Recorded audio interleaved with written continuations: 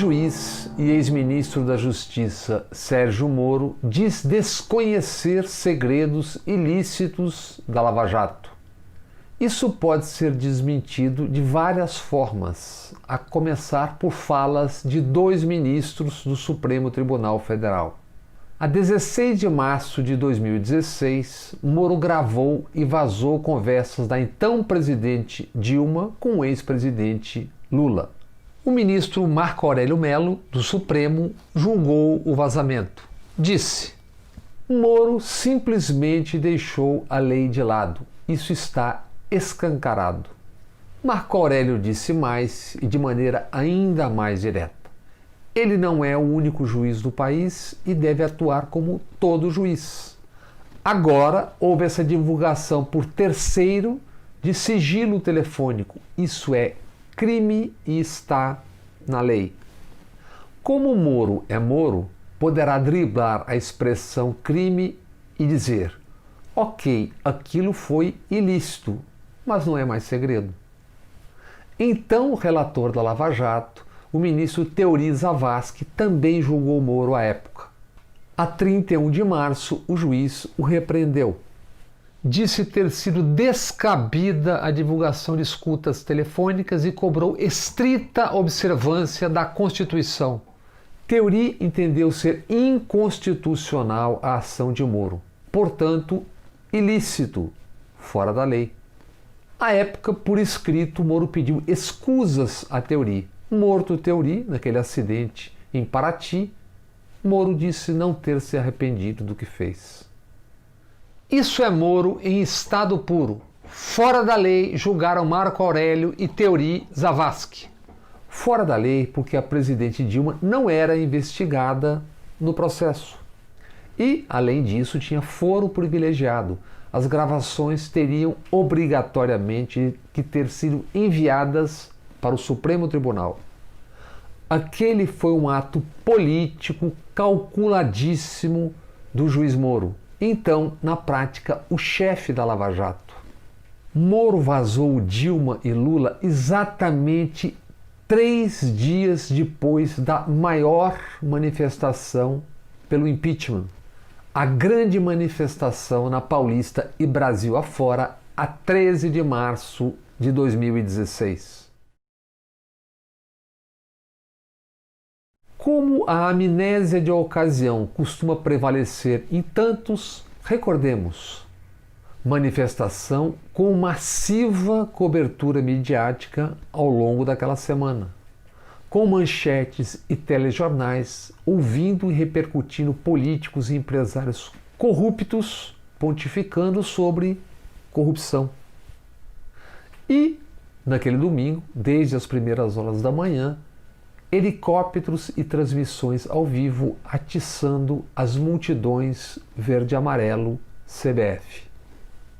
Confiram o tom do noticiário daquela época nos arquivos da Globo, Globo News, Band, Record, SBT, emissoras de rádio, jornais e revistas.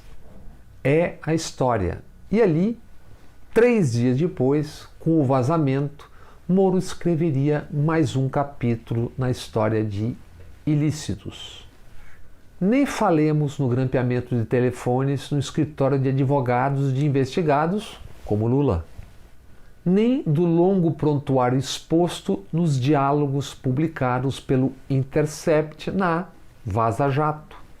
Aquela miscelânea que mostra, rasgando leis, um juiz comandando ações de procuradores federais e policiais federais, que flagra a ação irregular de agências como o FBI dentro da Lava Jato. Por submissões, agachamentos como aquele, é que o embaixador dos Estados Unidos no Brasil, Todd Chapman, hoje se permite ameaçar o Brasil. Dizer e disse que o Brasil sofrerá consequências econômicas negativas se mantiver a chinesa Huawei no leilão do 5G. País que não tivesse um Ernesto como chanchulé, como bem define o jornalista Sérgio Augusto, e uma jecaria fascista no comando, chamaria o embaixador norte-americano e a ele diria o que tem que e deve ser dito. Atravessaríamos aqui uma noite a alinhavar ilicitudes da Lava Jato e seus braços.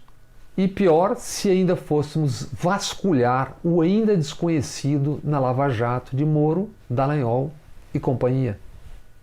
A Lava Jato não compartilhou com a Procuradoria-Geral da República 50 mil documentos e 350 terabytes de informações. É o que diz o Procurador-Geral Aras. Aquele material todo da Lava Jato seria 9 vezes maior do que tudo que tem em Brasília o Ministério Público Federal.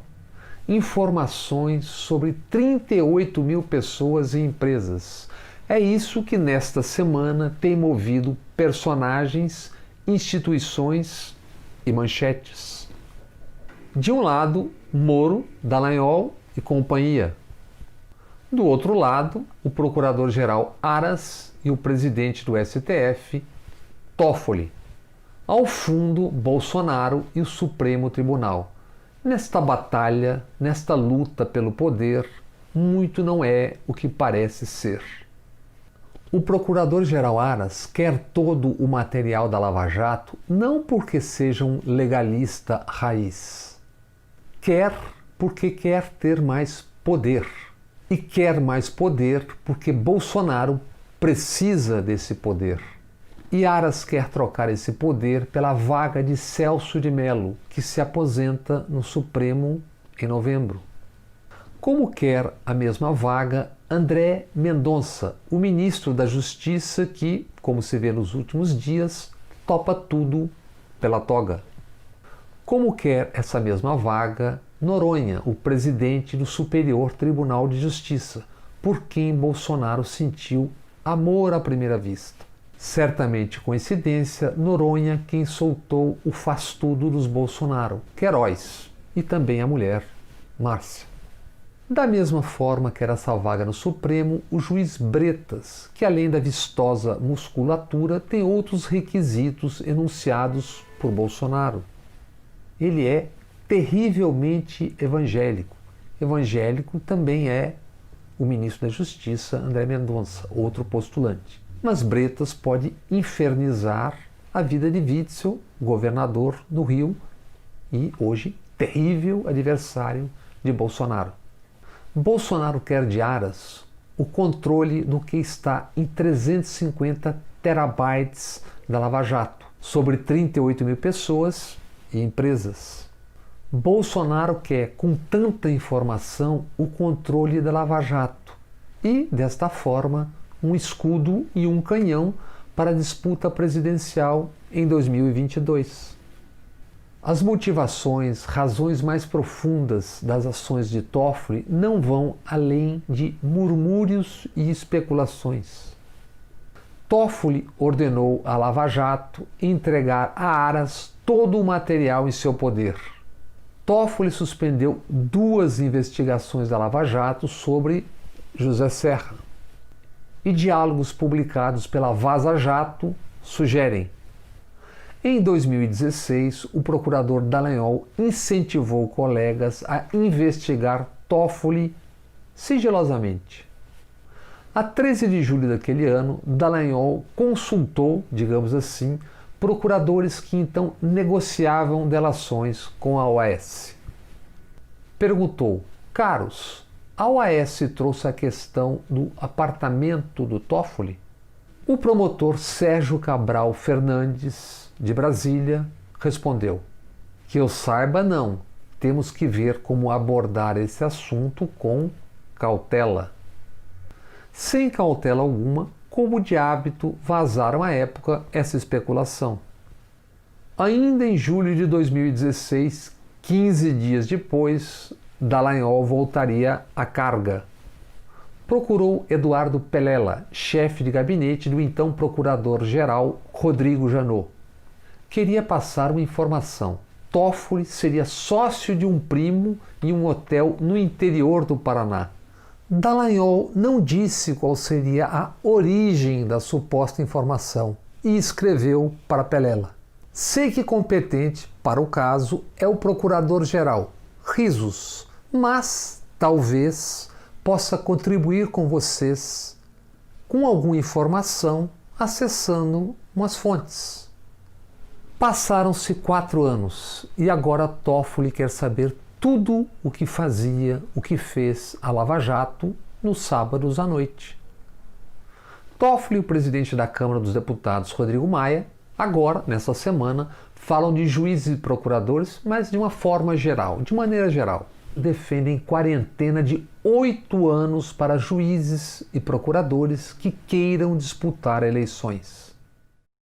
Rodrigo Maia diz que a estrutura do Estado não pode ser usada como trampolim pessoal. Toffoli segue a trilha de ser necessário evitar que o poder de um juiz com a obrigação de ser imparcial seja usado para fazer demagogia, aparecer para a opinião pública e depois se fazer candidato. Leis e moral de ocasião à parte, no meio do caminho de Moro tem algumas pedras. Uma delas, o julgamento no Supremo Tribunal da suspeição de Moro no caso Lula. O relator do processo que julgará a parcialidade ou imparcialidade de Moro no caso Lula é o decano do Supremo, Celso de Mello. Gilmar Mendes quer que esse julgamento seja presencial. Se for depois de novembro, já não terá Celso de Mello, que se aposenta em novembro. Terá, no lugar de Celso de Mello, um ministro indicado por Bolsonaro, que não vai querer concorrer contra Moro em 2022. Moro, como se percebe nessa leitura dos fatos, fatura com, mas também enfrenta a história que tanto ajudou a escrever. Enfrenta o desarranjo institucional e o vale-tudo nos sistemas. No judiciário, no Ministério Público, nas polícias. Desarranjo que a fome de poder da Lava Jato e de Moro atiçou. Aquela máxima do poeta Ovídio, repetida desde 43 anos antes de Cristo. O fim justifica os meios. Desde os usos e abusos da Lava Jato, cada dia mais nítido qual é o fim buscado por Moro. O poder buscado sofregamente por qualquer meio. Agora o alvo é a presidência da República. Riad Alves é um jovem funkeiro conhecido como MC Risadinha. Quando, montado na Lava Jato, Moro pilotava manchetes e se tornava herói nacional, Risadinha tinha 10 anos. Ele hoje tem 16 anos, é de Paranaguá, mora em Pontal do Paraná e, quem sabe, de repente será um futuro eleitor do ex-juiz. O ex-juiz Moro, que garante desconhecer ilícitos da Lava Jato. Como dissemos no início deste comentário, a isso se pode desmentir e responder de inúmeras formas. Vamos então ao MC Risadinha quando tinha 10 anos.